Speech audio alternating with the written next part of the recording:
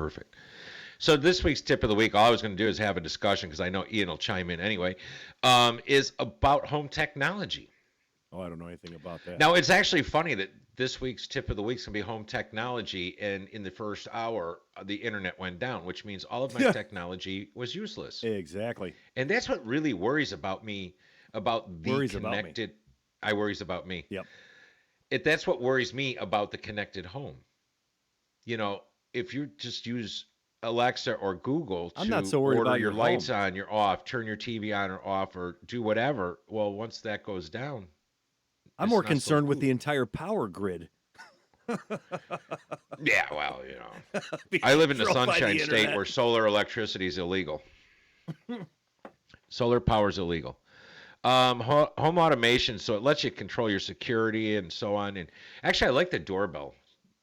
Now, which Like the can Ring doorbell is oh, I was really just going to cool. ask you, can you endorse one particular one that you like? I will, but actually, the cool thing about Ring doorbell is not the doorbell itself, but it's the story of the guy who invented it. He went on Shark Tank and they said, no, that's a stupid idea. And then he sold the You're company to kidding. Google for $1 billion. Did they really Really? turn him down? I didn't know that. Yes. That's a great Yeah, story. it is. They're all sitting there being the experts who passed up on the best thing ever. Yeah. Well, I've seen him take on some stuff that I thought was like you couldn't sell two of those if you had $100 bill taped to it. Right? We can hear that. Oh, can you hear that? I'm So- sorry, Sounds I'm like you're pouring going my- to the bathroom. I'm pouring coffee.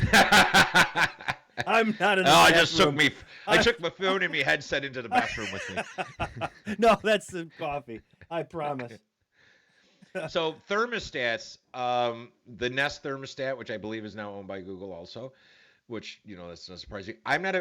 The problem with the Nest Thermostat is they track everything you do, but I don't think it really has your name on it, but it has your IP address, so it's pretty easy to figure out who you are.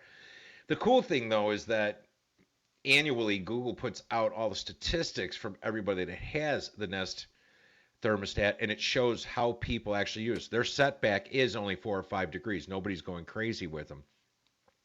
But what the problem is if you have decent equipment, if you bought 21 SEER or 18 SEER equipment, a lot of that is variable speed, Which or is to say, constant very high variable. efficiency equipment. Right. Yes. Okay. Thank you. Those you cannot replace the thermostat with a Nest or an Owl or whatever they are, because those are communicating thermostats. The air handlers or your furnace have to talk to your compressor. They don't play nice If together. They don't play nice together if you stick a third-party thermostat in there. So be very careful. Don't just buy one to have one. And the other thing is Trane, Lennox, all of the best manufacturers all have apps for their thermostats. So you can go on their app and adjust your temperature or humidity or whatever. Yeah. Well, Ron All right. talked me into a Nest, and I hate it. I'll be honest with you. Why? Can't stand it. And then once Google bought it, it was just, I got to tell you, they were just hammered with information and this and that. And I was like, nah, get it offline. That's just my 2 cents. No, I want my old one back. Yep. So it is what it is. Anyway, I just think that the doorbell one is probably the coolest thing.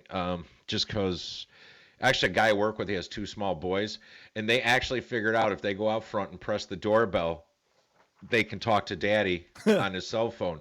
Oh, man, I never thought So of that. every day when they get home from school, they go outside, they press the doorbell button, and they, hi, Dad. I'm like, Call 'em that at is work. too cool. Yeah, that was really cool. So how about locks and stuff? Like, my garage door I can control with my phone. Yep, we do. I've My never- wife doesn't I've have a never had garage to door do it. opener. She Yeah. doesn't have a door opener. She uses her cell phone. Yeah. No, And that's cool. Well, she likes it The because it front tells you door how long. locks and all that. I mean, I think that's nice. If you got to have service done on your house, you can allow them into your garage or into your house by pressing in a code, and you can lock up right away. And of course, you can see them because you got your camera. Yep. So security, all that stuff. But it's just funny, like for me, just being an old guy. To me, just being able to control my music, whether it's Sonos or Soundbar, and then audio video, I just thought that was always the greatest thing, right? But now it's like you control the whole house. Oh, I've got Sonos and I love it. But the Yeah. garage door, my wife loves that because it tells you how long the door's been open.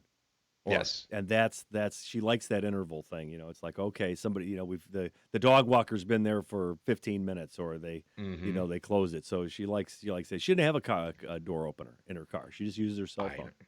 I know. They're so much nicer. Yeah. Okay, listen, we're going to hit a break here. When we come back, this is top of the hour.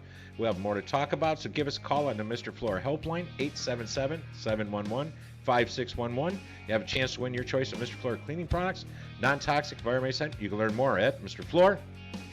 .com. Thank you.